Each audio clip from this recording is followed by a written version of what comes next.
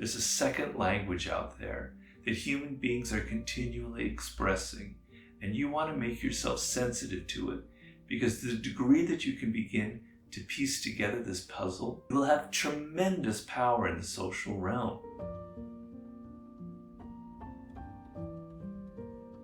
Well, something that I wrote a lot about in the Laws of Human Nature, I want to talk briefly about, is the idea of nonverbal communication, of the ability to decipher people, the people that you deal with on a higher level, because we are social animals.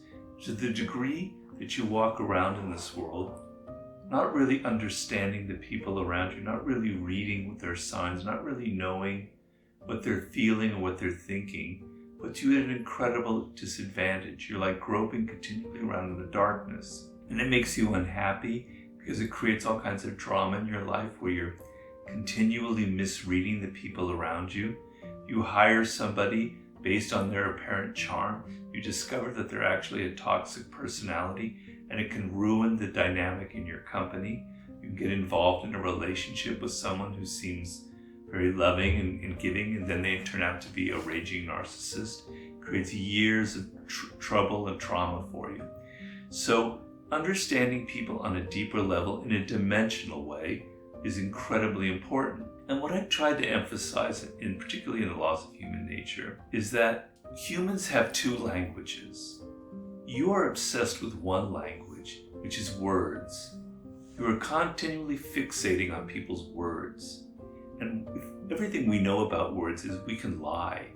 I can tell you right now here on camera that I am, the most brilliant person in the universe. Or I can tell you something else, that I can dunk a basketball. I can say whatever, but it's an outright lie. I can say whatever I want.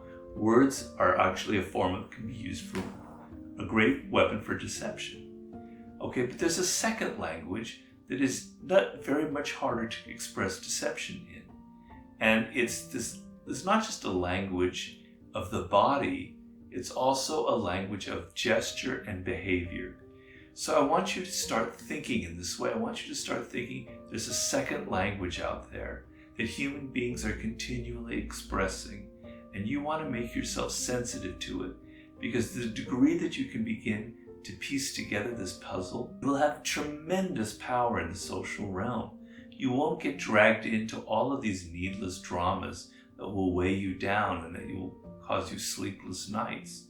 You'll be able to influence people on a higher level. You'll get them to be more interested in your ideas. You will be able to pierce their defenses. You can't read other people's minds. I don't know what you're thinking right now out there. Of course, I don't even know anything about you because you're invisible. But if you were here right now, I wouldn't be able to read your thoughts. But I can sense your moods, your emotions. We humans have that power. So let me guide you very briefly through that and how you do that. The most obvious way is the face. Okay? You need to pay greater attention to people's facial gestures, to people's facial behavior. So the eyes generally express authentic emotion and surprise and excitement by the way that they open, right? And we've all experienced people who have what I would call dead eyes, right? So something I've noticed a lot with people who are incredible narcissists. Narcissists can sometimes give you the impression that they're really, really interested in your ideas, right? They seem to maybe have a degree of empathy. They're listening to you. They're letting you talk. Oh, they can't be a narcissist. But pay attention. Their eyes will give them away. While they seem to be talking to you and their eyes are not engaging with you. There's something dead about them. There's a discrepancy. You are looking for discrepancies in facial expressions. The eyes say something, but the mouth says something else, right? People are smiling, a fake smile.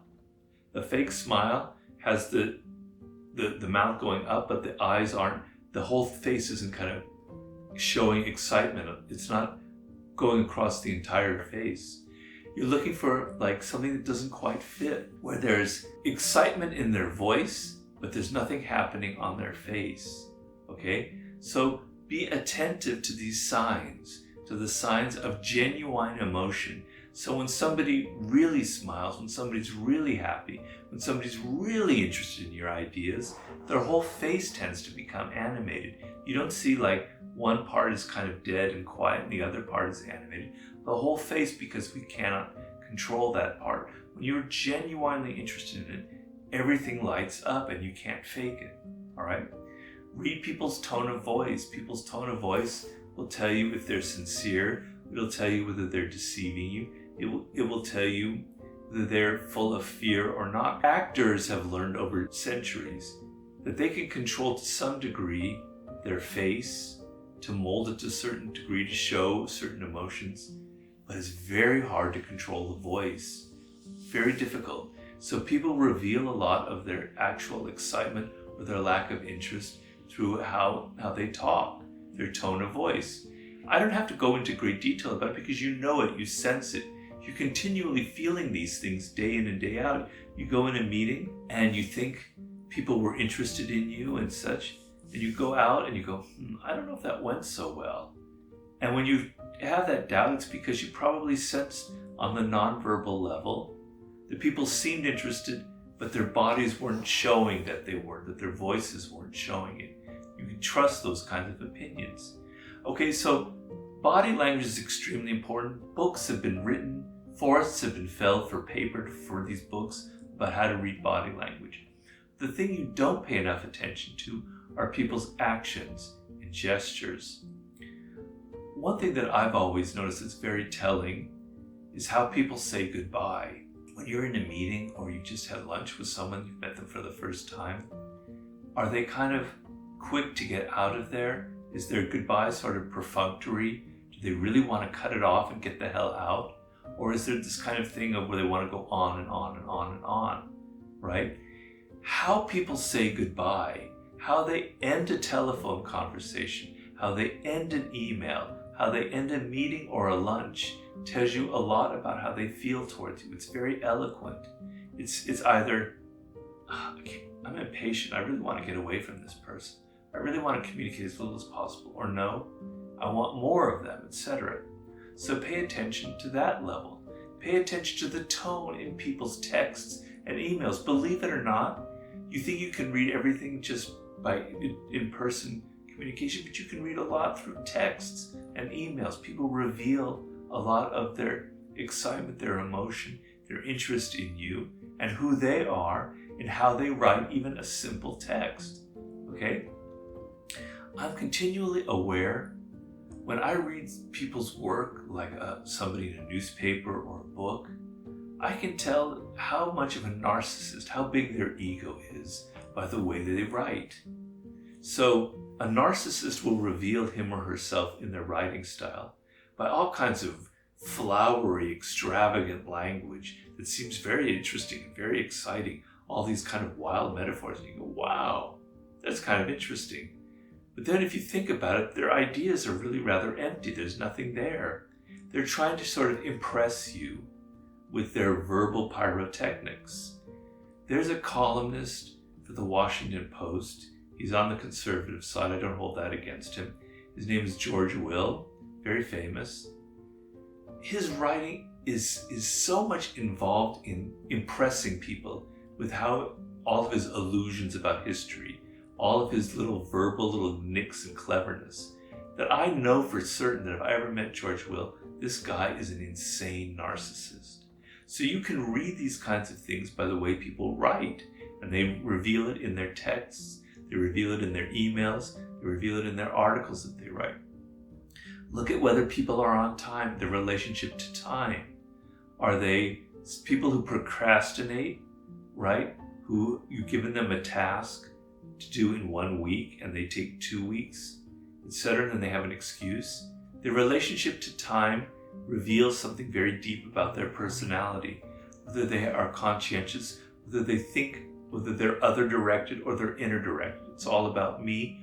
I can take however long I want. I can be 5-10 minutes late. It doesn't matter. This is really just about me. You're not paying attention to these details. Everything that people do, how they drive, how they write something, how late they are, It's all a language, and the more you can pay attention to this. I also tell people giving job interviews, right? Don't pay so much attention to what people say, but to look at how uncomfortable they are in certain situations. So you pose a question on them that you're hoping they don't know the answer to in a job interview. You're kind of putting some pressure on them. You're asking a question that comes a little bit from left field. Okay, do they like double down and act like they know the answer and they kind of make something up on the spot, kind of bullshitting their way through? Or are they going to go, you know what? I never thought of that. I don't really know the answer to that. I'll have to think about it. That's a sign of somebody who's actually more intelligent and more interesting. They don't have these incredible insecurities. They'll be able to take criticism. So on and on and on. And the idea is you're walking around, it's like a flat screen. People in your life are like one-dimensional, and you're projecting onto the screen your own ideas about them, your own preconceptions, your own prejudices. You're seeing into people what you want to see into them. You don't understand who they are because they are just this one-dimensional figure to you. To the degree that you do what I'm saying, you try to enter their world, you try to see their moods, you try to figure out what they're thinking, what their world is about. You're suddenly opening up dimensions. You're seeing them in 2 and 3 dimensions, and they become a human being. And you have the kind of understanding that will lead to greater social intelligence, which in this world is the key to any kind of power. So that's all.